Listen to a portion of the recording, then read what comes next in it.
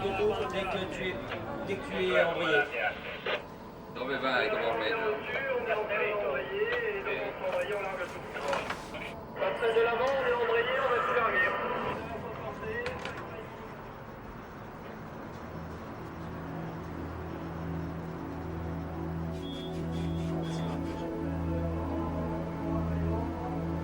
In silence, we watch the hills that dominate the skyline behind the port of Genoa slowly fade from view as the Mistralis' sleek white hull sails seaward, thinking of the thousands of ships who have made this crossing over the centuries and unloaded their cargoes of gold and spices at Genoa, when the glorious city of the Middle Ages controlled the sea routes in the eastern Mediterranean.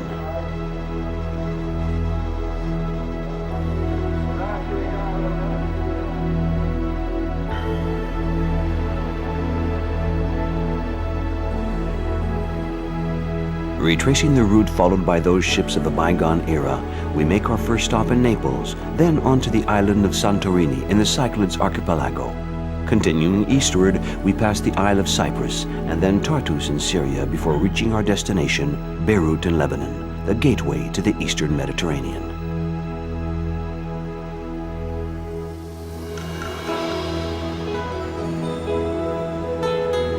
An overnight sail brings us to the Bay of Naples, a sheltered harbor in the shadow of Mount Vesuvius.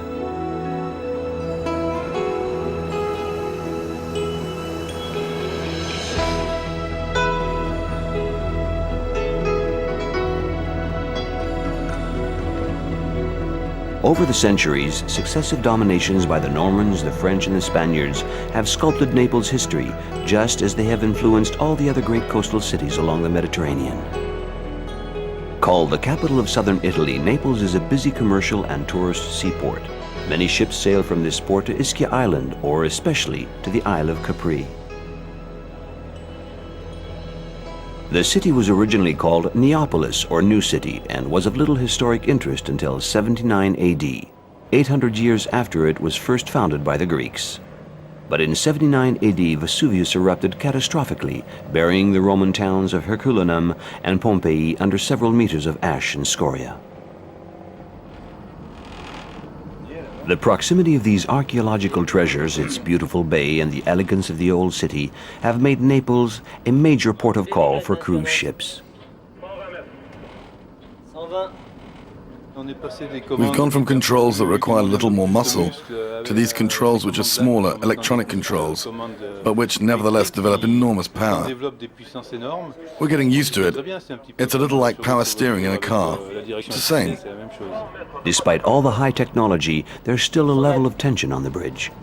It's always a little tense because the ship doesn't stop with brakes. She weighs 22,000 tons, so there's quite a lot of inertia. We have to really concentrate on what we're doing and watch what's going on so we can stop her in the time required. We've decided to spend a few hours on our Neapolitan stopover in the Scapanapoli area. Its name is derived from one of the Roman roads that cut through the ancient city, dividing it in two. One can still find traces of the old roadbed. The old patrician homes have long since been replaced by Baroque buildings whose facades are generally painted in two colors that are significant to Naples, red representing the lava from Vesuvius and yellow from the bountiful sunshine.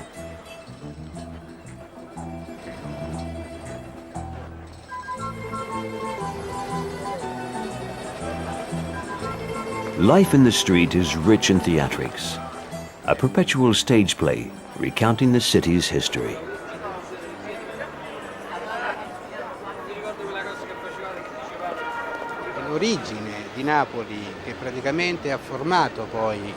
To understand the Neapolitan people, you have to delve into the history of Naples itself. Since time began, the town has always had a strategic position in the Mediterranean.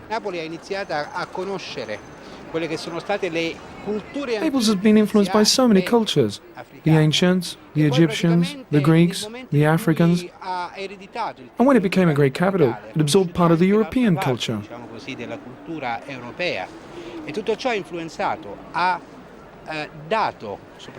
Naples has managed to take the best of these influences, and the Neapolitans have drawn a certain form of savvy from the cultural mix.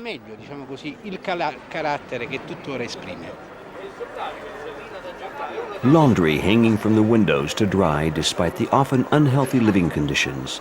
The Scapanapolitans lead a simple life, maintaining their animated and colorful Neapolitan heritage.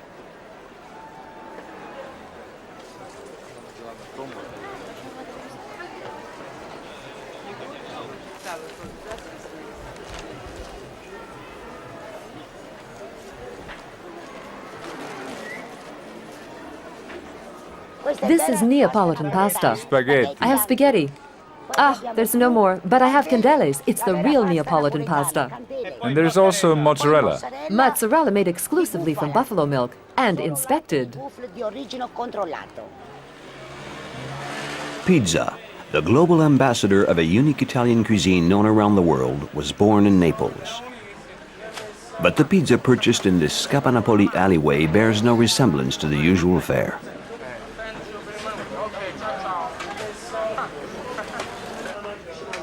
Pizza occupies a special niche in Neapolitan history. It's said that the white from the cheese, the green from the basil, and the red from the tomato symbolize the colors of the Italian flag. This fried pizza was featured in a 1950s movie starring Sofia Loren and Vittorio De Sica called The Gold of Naples. During the difficult days after the war, one could buy a pizza and not pay for it until 8 days later, which is why they're sometimes referred to as 8-day pizzas.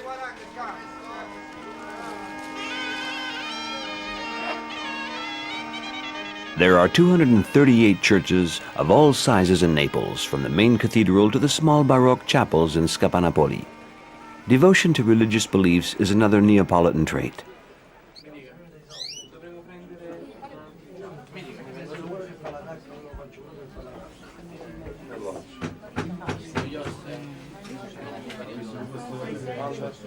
The end of the year celebrations will soon be upon us, and Via San Gregorio is jammed with shoppers coming to buy the famous Neapolitan ornamental figures. Some like these at Mr. Ferrigno's are veritable works of art.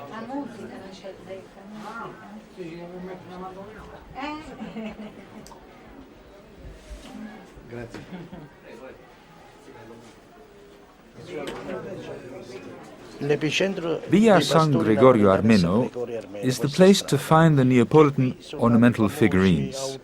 Famous writers from the 18th century lived on this street. One of them, San Martino, created the first of these figurines during the reign of Queen Mart and King Francis of the Bourbon family. It is the finest school of Neapolitan ornamental figurine. The tradition of making the figurines from terracotta dates back to 1836, and my family has practiced this method since that time. I'm the 5th generation, and every day I work to preserve this art form. It is a tradition that is important to every family, whether they are rich or poor. They make a crib in their home because the crib represents the love, warmth, and joy of the family.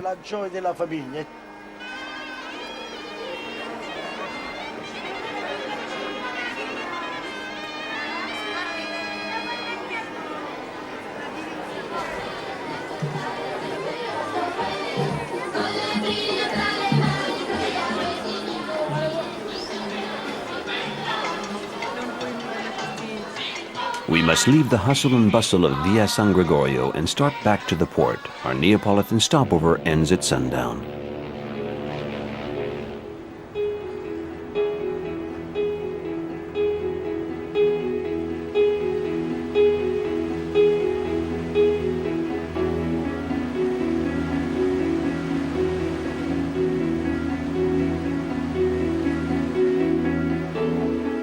Standing on the deck of the Mistral, we watch the Bay of Naples slowly disappear from our view.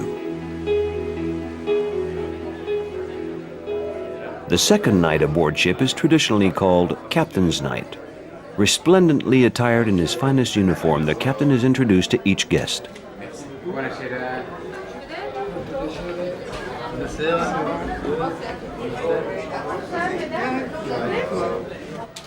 Okay, thank you. Thank you very much.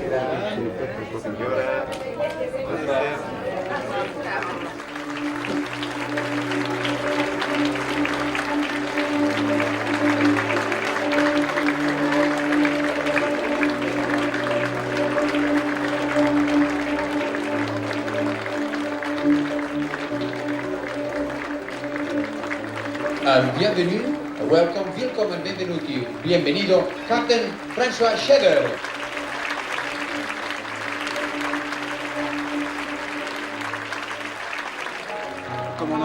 Captain, do you prefer to be here or on the bridge? Well, that's a difficult question. I like them both. Yes, both. Is this part of the ritual? It's part of the cruise. The captain welcomes his guests. He makes personal, direct contact with them at the beginning of the cruise. It's good.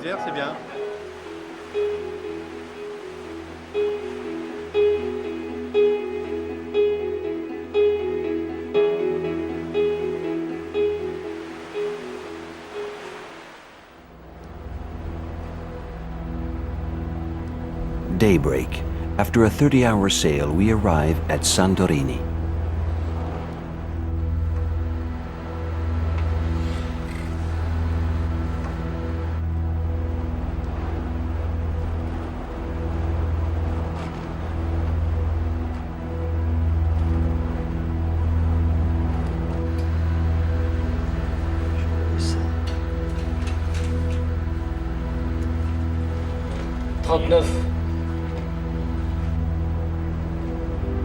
Slowly, the ship sails into the submerged volcano's caldera, now filled with seawater.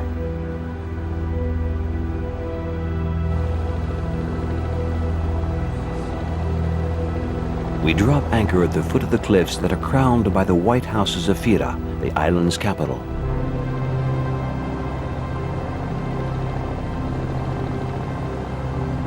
While the passengers make their way to the top of the cliff, we head in the opposite direction, back to the center of the caldera.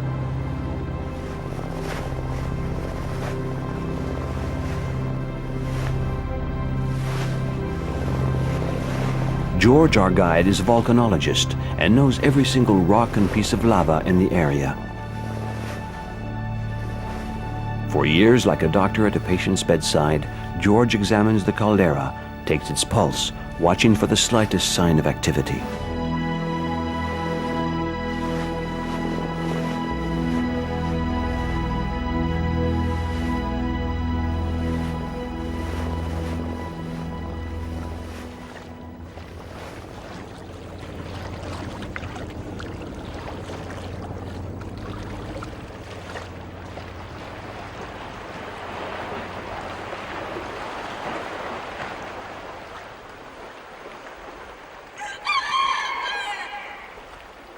Let's say we are in the center of the Santorini island group, and we are on Palea Kameni, the old burnt island, which is in the center of the depression that has been created by the large Minoan eruption. The island of Santorini underwent a dramatic change 2,500 years ago. Literally exploding in its center, the volcano then collapsed inward on itself. The sea then surged into the center, creating the present geographic appearance. Centuries later, a new eruption created the island of Palea Kameni. This is very interesting because it's the youngest land in the Eastern Mediterranean. So this is the top of a large submarine volcano that began to build up after the Minoan eruption, after 1630 before Christ. And for the first time came in light, came above sea level at this place here in 46, 47 nowadays.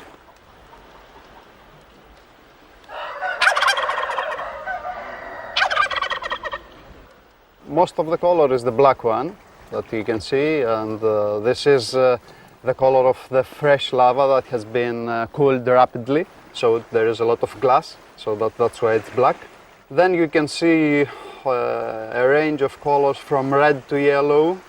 The red one represents the oxidized iron, and the yellow one is the color of the alteration of the rock. The hot water and the hot gases, the hot magmatic gases, alter the rock, and they put just also a little bit of sulfur, and so we have the yellow colors. This confirmed that Santorini continues to be an active volcano, and so we expect some kind of eruption in the near future.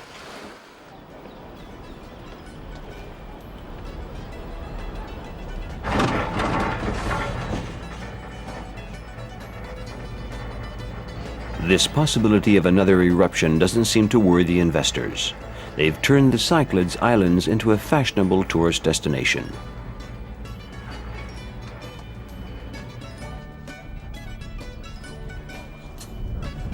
Even the smallest plot of land, as long as it overlooks the crater, has a house, hotel, or restaurant built on it. Just as the lodges in a theater face the actor's stage, these buildings look out at nature's stage.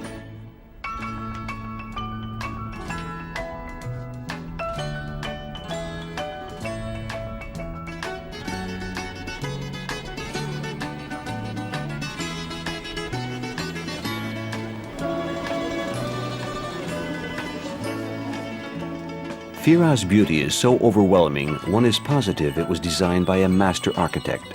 But let's not forget that in 1956, an incredibly violent tremor destroyed a large part of the city, wiping entire neighborhoods off the map.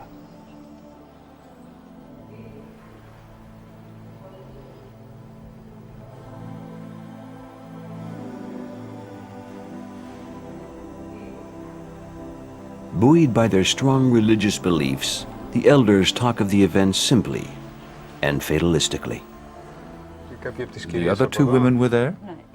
Yes, there were. Our houses were close. Oh, really? My neighbor was sitting inside her house. You were living in Fira? No, I was living here, in the church quarter. There, near the church. At one moment, my neighbor said, "Are you sleeping?" "Well, yes, I am," I answered. "You didn't feel the earthquake?" Of course I felt it. With all this noise, the neighbor arrived, so I got up, and there was a second quake. That was when the church collapsed.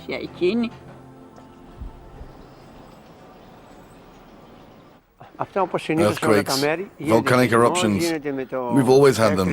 These things are not human, no. They are divine, truly.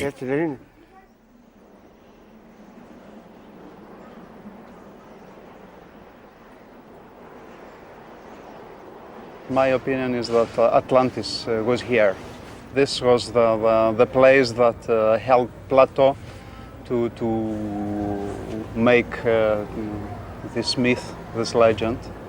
We had, you can consider we have about 80 billion tons of rock ejected into the air, and the destruction of the most prosperous society in the Aegean area. And that's why I consider Santorini is the place of the Atlantis.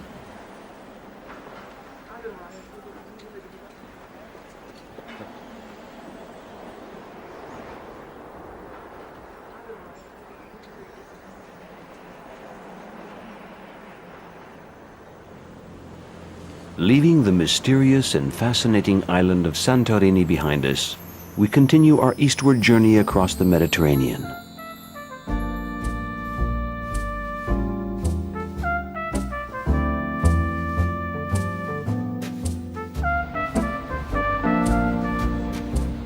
Our next port of call is the island of Cyprus.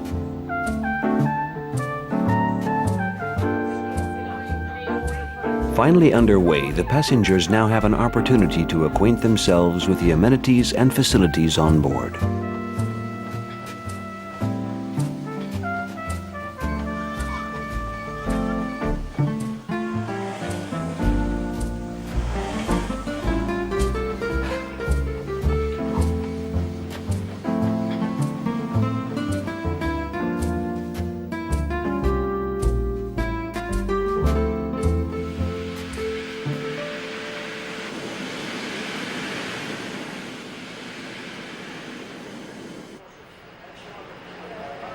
The Mistral's hospital is particularly well equipped to address any medical emergency that may arise among the 1,500 passengers and a crew of 500.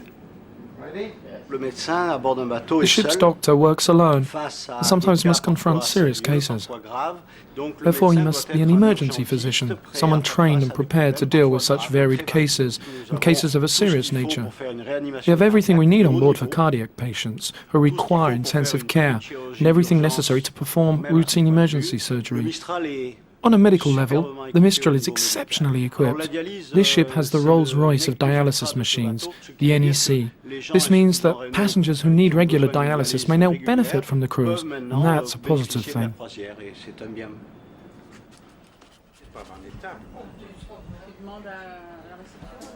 Non, mais je veux dire, c'est le temps. Oui.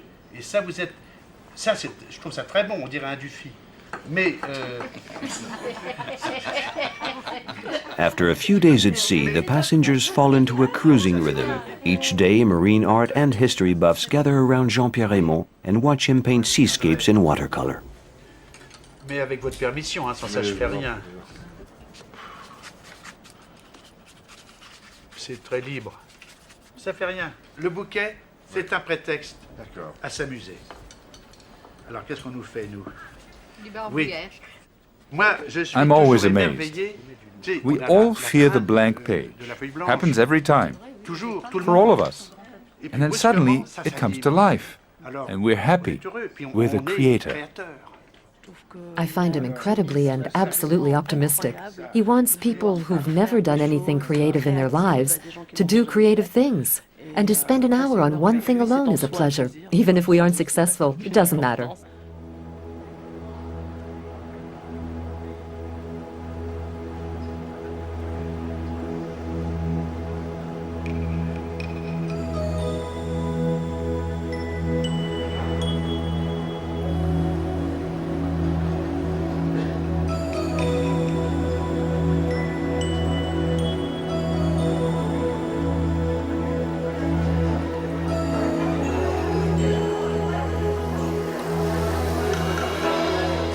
Change some money. Ask the cruise staff what to expect at tomorrow's port of call. We've sailed 370 miles since leaving Santorini, and Limassol on the Isle of Cyprus is now in sight.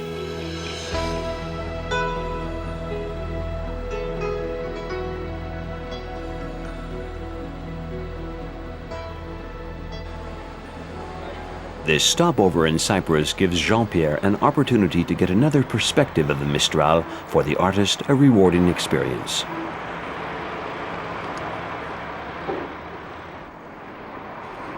When you love ports, as I do, the ports of Holland, everywhere in the world, something happens. You're hooked in spite of yourself. You have to be really useless to do a bad job of it. Zoe, a member of the cruise staff who is originally from Limassol, will use this stopover to spend the day with her family whom she hasn't seen for several months.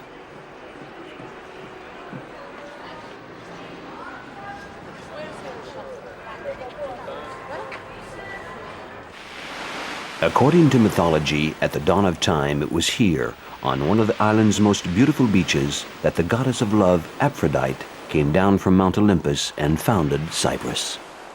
And despite several thousand years of successive occupation by all the great civilizations of the Eastern Mediterranean, Cyprus still remains, even today, the island of Aphrodite.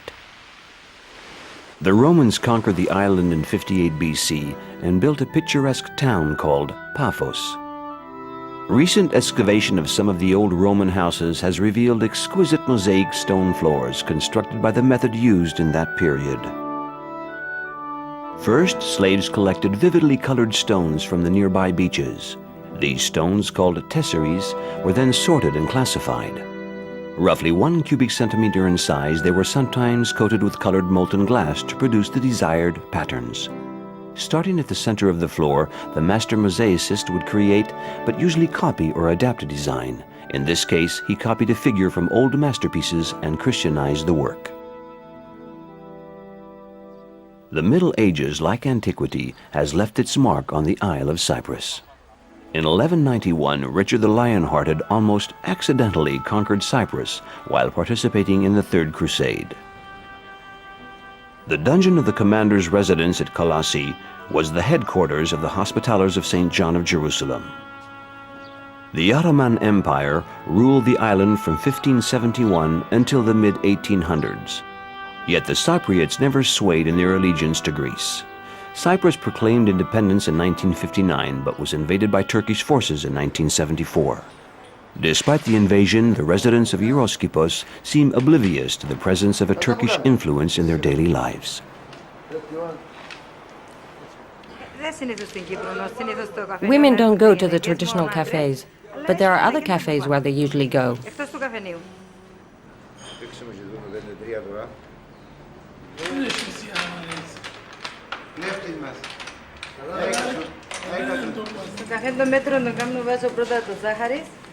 To make a typical Cypriot cup of coffee, first I take the sugar, then the coffee, and then hot water. I put it into the hot sand, and when it rises, it foams. And I pour it into the cup very, very slowly. And that is a Cypriot coffee. Stella is serving Cypriot coffee to her customers, while across the road Evdorika is busy making a Yeroskipos delight, otherwise known as Turkish delight. Turkish delight is made with sugar from corn flour. Different flavors and almonds are added at the end. You put it in a container and leave it for a day. The next day, you cut it, like you see here.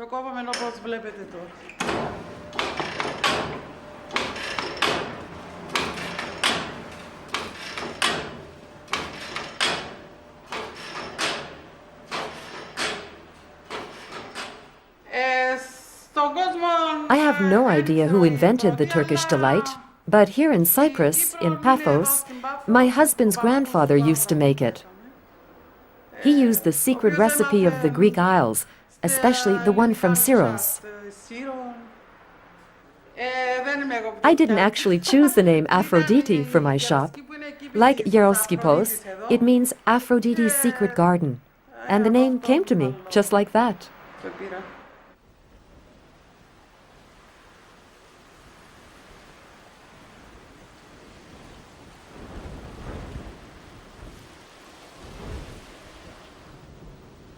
It's almost sunset when we arrive in Omodos, 900 feet above sea level, in the heart of the wine country. The majority of Cypriots are members of the Greek Orthodox Church. Even in the smallest villages, daily life is centered around the church.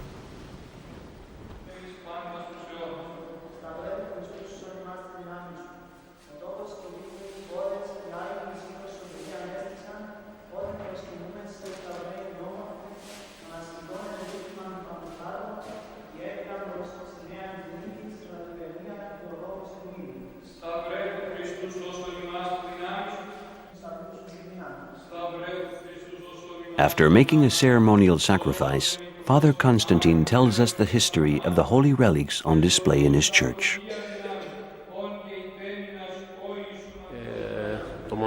This church, dating back to the 3rd century, used to be a monastery.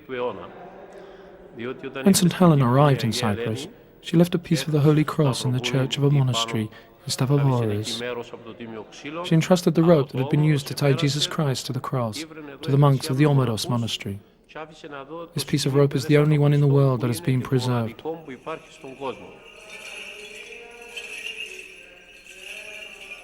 In 1054, a schism developed within the churches that pit the Pope against the Patriarch of Constantinople, that led to the separation from the Roman Catholic Church. The Orthodox religion has gone on to develop a liturgy that includes candles, hymns, and signs of the cross. But what is fascinating to a layperson attending an Orthodox service for the first time is the mysterious iconostasis, a screen or wall covered with icons that separates the nave from the choir and the priest from the view of the worshippers.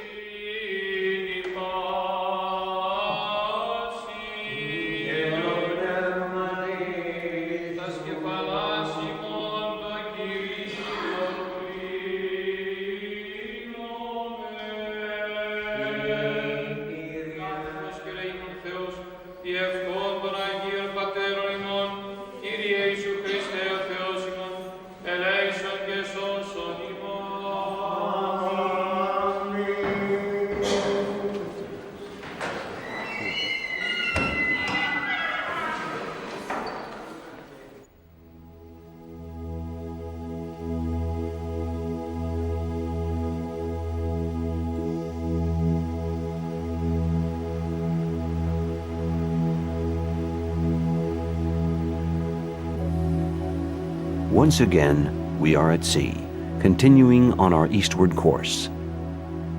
Now, far from the holy atmosphere of the church at Omodos, we're preparing to indulge in another ritual, a secular one that is repeated devoutly every evening at the same time in the galley of the Mistral.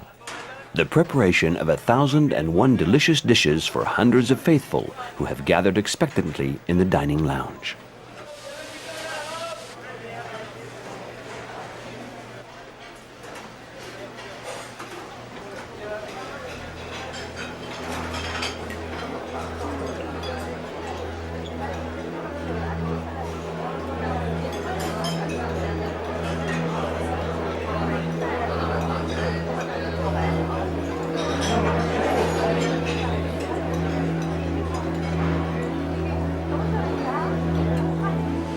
Magnetized by the view, we watch from the Mistral's decks as the lights of the houses on Cyprus slowly fade into the distance.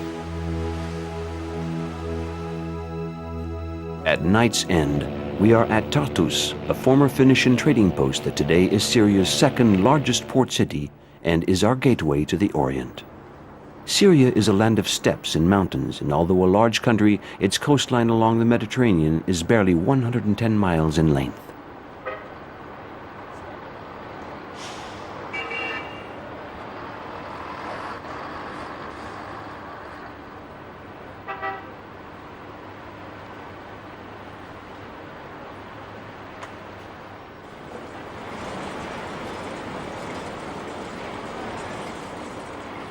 Tortosa, as the town was called in the Middle Ages, was the home of the largest Templar castle. It was the principal port of the Frankish states and a route to the Holy Land. During the Crusades, innumerable ships loaded with pilgrims from all branches of Christianity disembarked at Tortosa.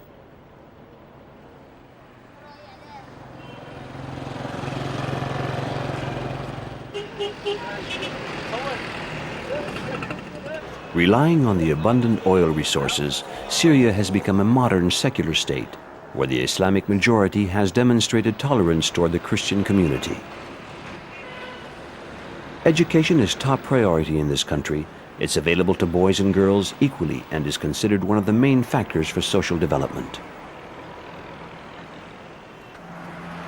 In the 1950s, more and more people moved from rural communities to bigger towns. Consequently, Tartus, like most Syrian towns along the coast, experienced a population boom.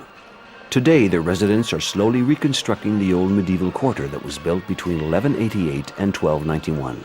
Scenes from everyday life can be witnessed inside the walls of the citadel, scenes that are carried out with joy and at the same pace as the legendary Middle Eastern nonchalance.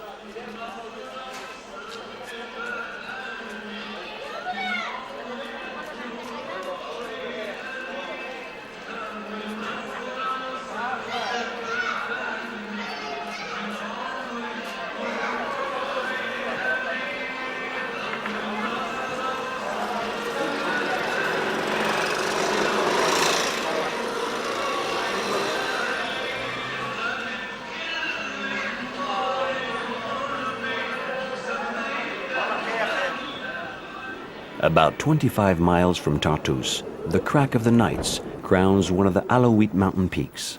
This remarkable castle has defied time for nearly 900 years. Overlooking the Bekaa Valley, it commands the territory for miles around. This strategic site was the setting for the battles of Ramses II against the Hittites. After the conquest of Jerusalem in 1099, most of the Crusaders reclaimed Europe. It's said that Godefroy de Bouillon was left for a time with a troop of barely 300 soldiers to defend the Holy Land. So citadels rose up throughout the country. The Crack of the Knights is one of the mightiest and most striking of these stone structures ever built. It housed a garrison of 2,000 men comprised of Frankish soldiers as well as Armenian, Muslim, and Christian mercenaries. In the 1930s, during French mandate over Syria, France was seduced by this majestic castle that symbolized Western secular presence in the East. The French purchased the castle and restored it, relegating the inhabitants who lived there to the village below.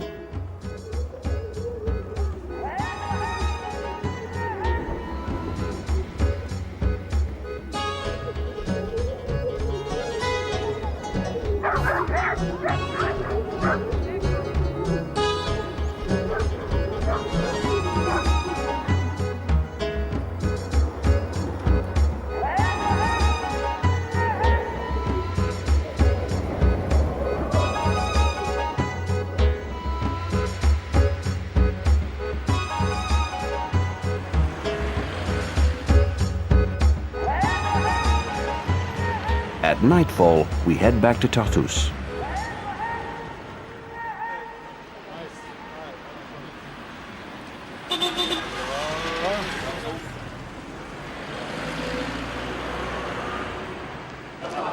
Although women are not officially excluded, the center of social activity, the cafe, is reserved for men.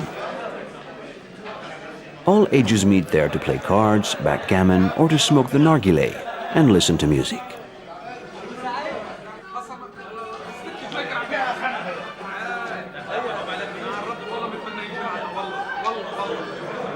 The pleasures of Middle Eastern life abound. Fragrances of tobacco, honey, and apple fill the air. But Islamic law forbids the sale of alcohol. The traditional mint tea and cardamom coffee are the standard beverage fare.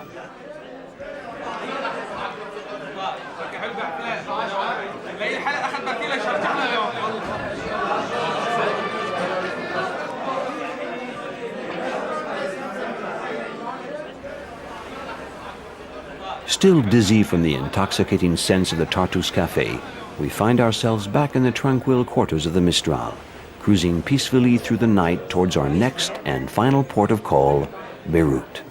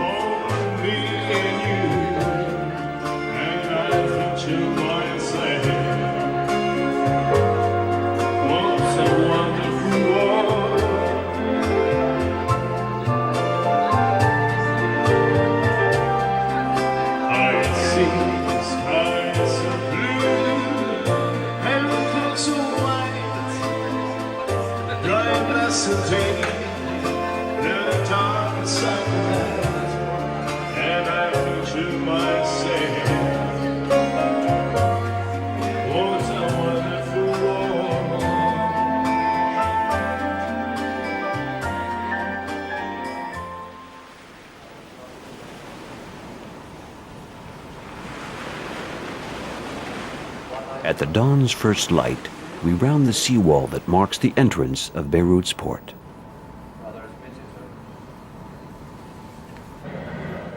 Now that Lebanon is no longer a country in turmoil, the tourists have returned, notably the cruise ships. Yet one can't stop thinking about the 15-day war that totally destroyed downtown Beirut.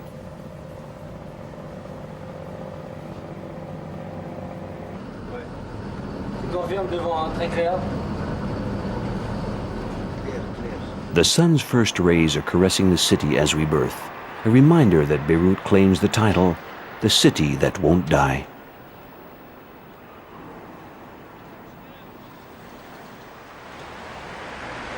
Built on a promontory that now borders the coast road, Beirut dates back to 2000 BC. Vestiges of the ancient city have been found near the famous rocks that are a symbol of Beirut. It's from high on these rocks that betrayed lovers used to throw themselves off.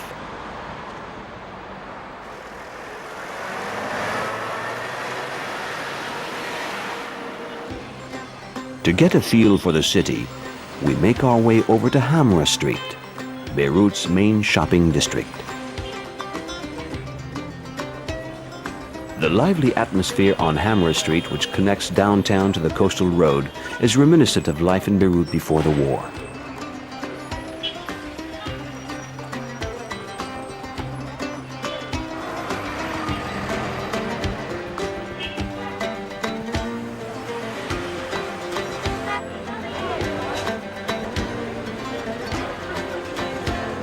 In the heart of a thriving multi-confessional country in the 60s and 70s, derogatorily referred to as the Swiss of the Near East, Beirut combined business and French-speaking communities.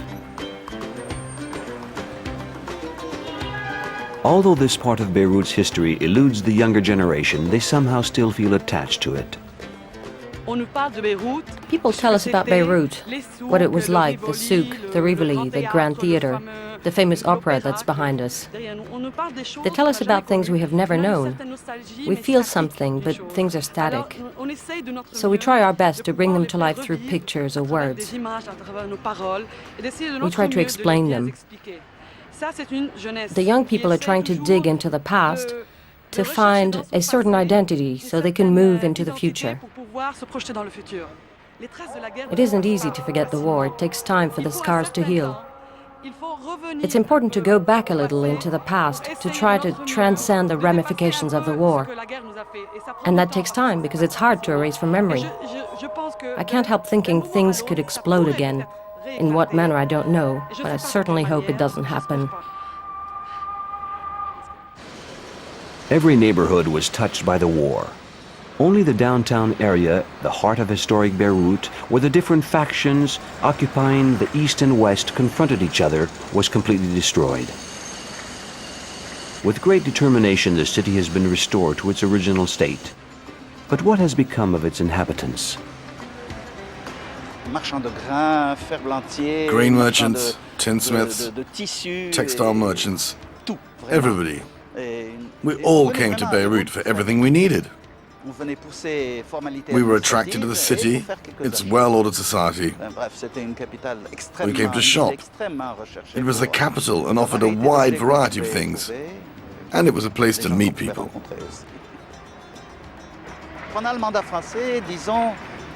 Life in Beirut under the French rule was glorious. Many Lebanese identified with France, and this mutually positive relationship between the two cultures encouraged development.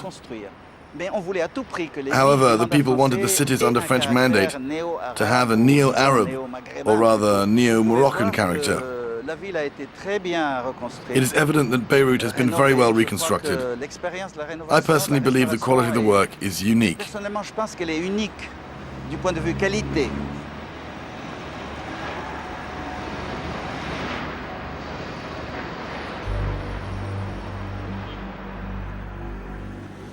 Leaving Beirut, we head northward to the mountains. The word Lebanon, before it was the name of the country, referred to the mountain chain.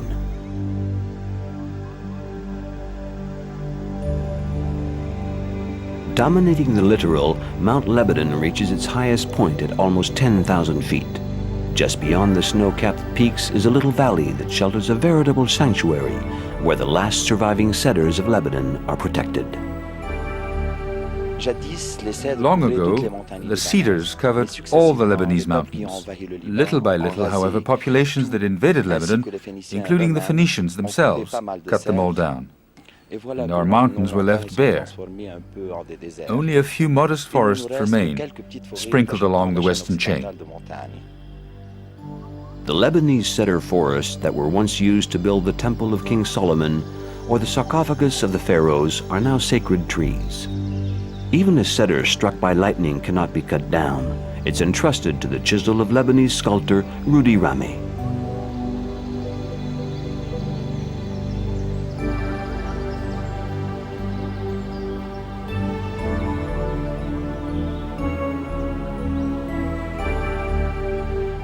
In the end, we felt it was useless to try to save this forest if we didn't try to expand it.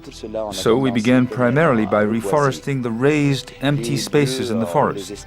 And we've also begun to grow to create a second forest of 1 million cubic meters around the original forest.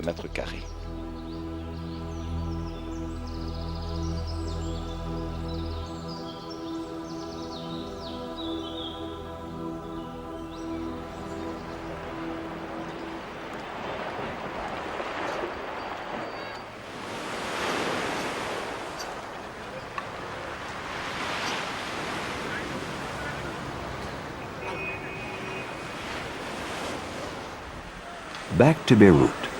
A sure sign of the times is the number of trendy and elegant restaurants found in the capital, and everyone claims to serve authentic Lebanese cuisine. شوف لي شوية هناك محطوطين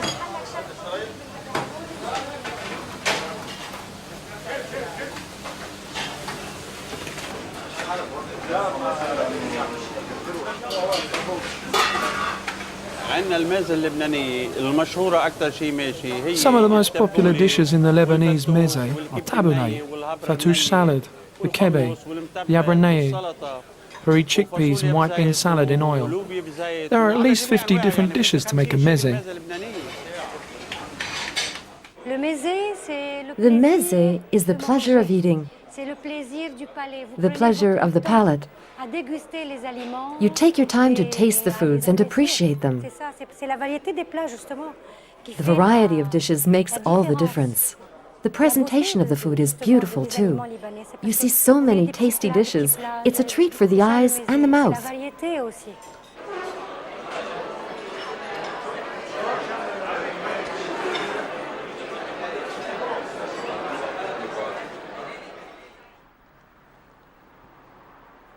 A few miles from the littoral, we penetrate the Shuf Mountains, land of the Druze. Although primarily Muslim, the Druze do not believe in the Quran, but rather in the Letters of Wisdom, written by Caliph al-Hakim, who died in Cairo in 1021.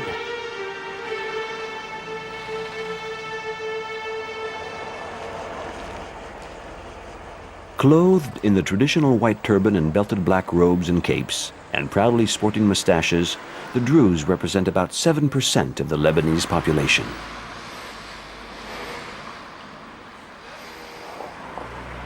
In the 16th century, Deir el-Kamar, the Monastery of the Moon, was the residence of the emirs who ruled over Lebanon.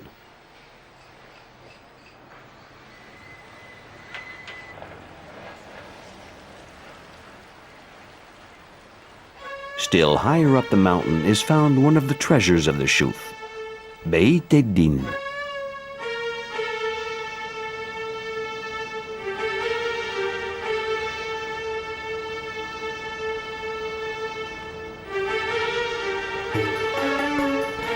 Since the Middle Ages, Lebanon has been composed of little states governed by emirs. In the early 19th century, Emir Bashir II left Deir el-Kamar to go and build his own palace in Beit Eddin.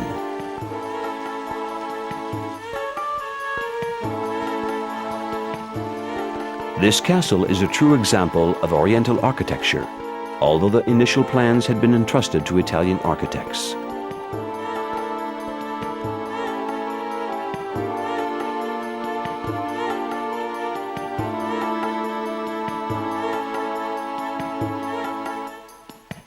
The emir lived in the palace until 1840, when he was exiled by the Ottomans. The palace of Beit Eddin, with its magnificent gardens, became the summer residence of the presidents of the Lebanese Republic.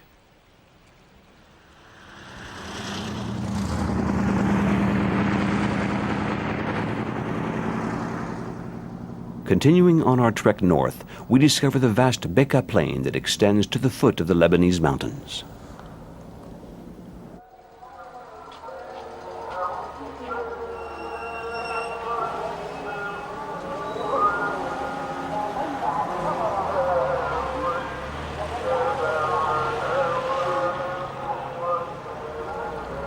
The little town of Baalbek on the Damas Road is a commercial center today.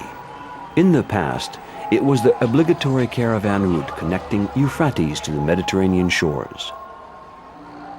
But Baalbek is above all known as an archaeological site. Its findings are testimony to the existence of a religious worship combining Eastern traditions with that of the Romans from the earliest ages. Transformed into a fortress town in 636 by the Arabs, sacked by the Mamelukes in 1260, Baalbek has nevertheless continued to attract visitors. The first prospecting and restoration works didn't get underway until 1890. At the end of the 1st century BC, under the reign of Augustus on the site of an older sanctuary, the construction of a great temple dedicated to Jupiter began. The 6 columns of the peristyle give an idea of the scale of the edifice.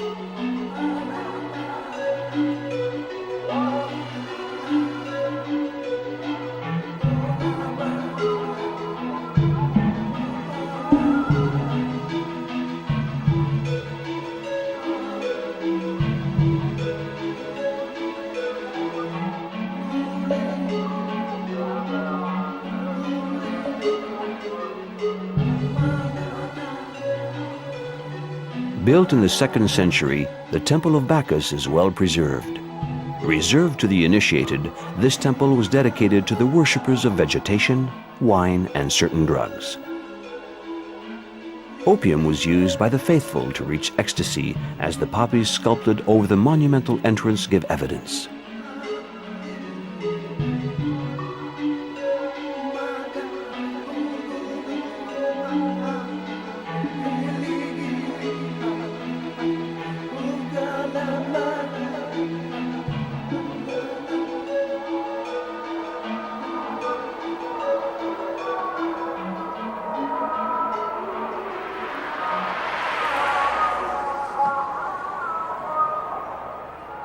The Palmyra Hotel, facing the archaeological site, has long been the only establishment welcoming guests who come here from all over the world to admire the Baalbek temples.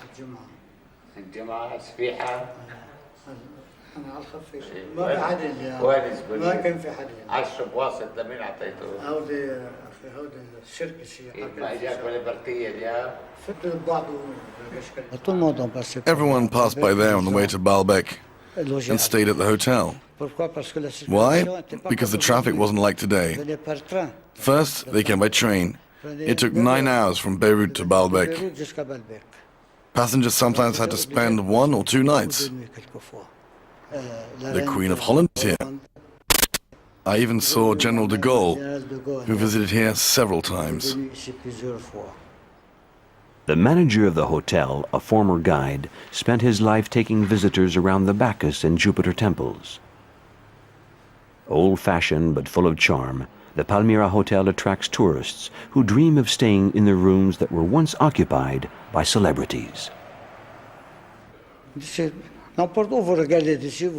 From almost every room in the hotel, you can see the Temple of Jupiter. It's visible from all the rooms, the balconies, terraces, outside, from the gardens, everywhere.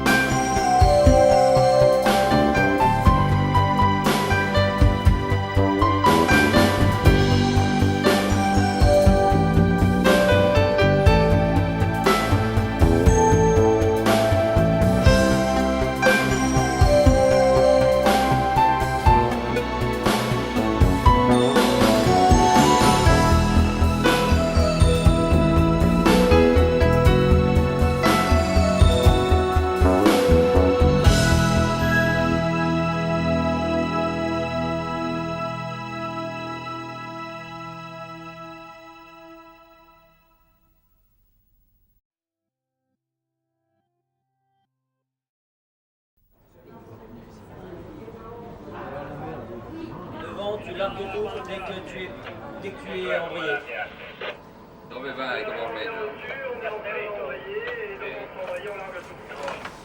Passerelle de l'avant, on est embrayé, on va tout larguer.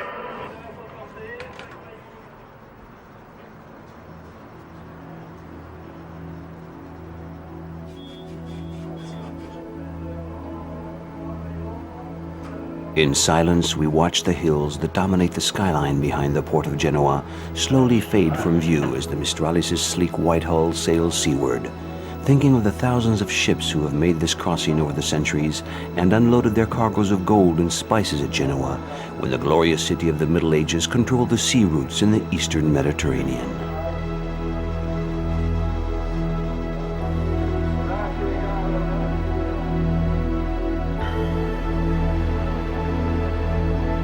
Always a little tense because the ship doesn't stop with brakes. She weighs 22,000 tons, so there's quite a lot of inertia. We have to really concentrate on what we're doing and watch what's going on so we can stop her in the time required. We've decided to spend a few hours on our Neapolitan stopover in the Scapanapoli area. Its name is derived from one of the Roman roads that cut through the ancient city, dividing it in two. One can still find traces of the old roadbed. The old patrician homes have long since been replaced by Baroque buildings whose facades are generally painted in two colors that are significant to Naples, red representing the lava from Vesuvius and yellow from the bountiful sunshine.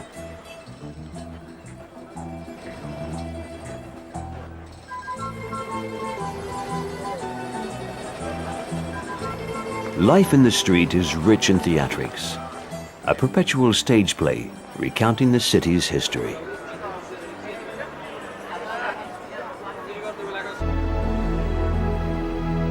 Retracing the route followed by those ships of the bygone era, we make our first stop in Naples, then onto the island of Santorini in the Cyclades archipelago. Continuing eastward, we pass the Isle of Cyprus and then Tartus in Syria before reaching our destination, Beirut in Lebanon, the gateway to the eastern Mediterranean.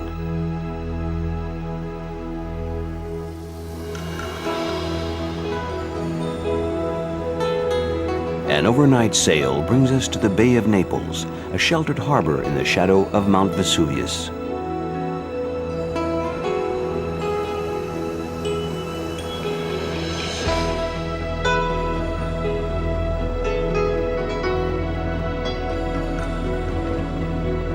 Over the centuries, successive dominations by the Normans, the French, and the Spaniards have sculpted Naples' history, just as they have influenced all the other great coastal cities along the Mediterranean.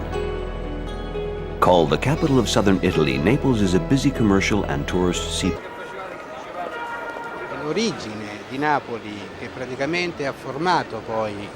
To understand the Neapolitan people, you have to delve into the history of Naples itself. Since time began, the town has always had a strategic position in the Mediterranean. Naples has been influenced by so many cultures: the ancients, the Egyptians, the Greeks, the Africans. And when it became a great capital, it absorbed part of the European culture.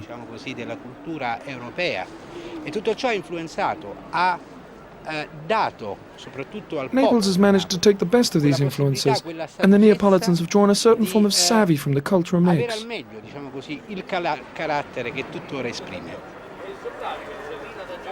Laundry hanging from the windows to dry despite the often unhealthy living conditions. The Scapanapolitans lead a simple life, maintaining their animated and colorful Neapolitan heritage. Port. Many ships sail from this port to Ischia Island, or especially to the Isle of Capri. The city was originally called Neapolis, or New City, and was of little historic interest until 79 AD. 800 years after it was first founded by the Greeks. But in 79 AD, Vesuvius erupted catastrophically, burying the Roman towns of Herculaneum and Pompeii under several meters of ash and scoria. The proximity of these archaeological treasures, its beautiful bay, and the elegance of the old city have made Naples a major port of call for cruise ships. We've gone from controls that require a little more muscle to these controls which are smaller, electronic controls, but which nevertheless develop enormous power. We're getting used to it. It's a little like power steering in a car. It's the same. Despite all the high technology, there's still a level of tension on the bridge. It's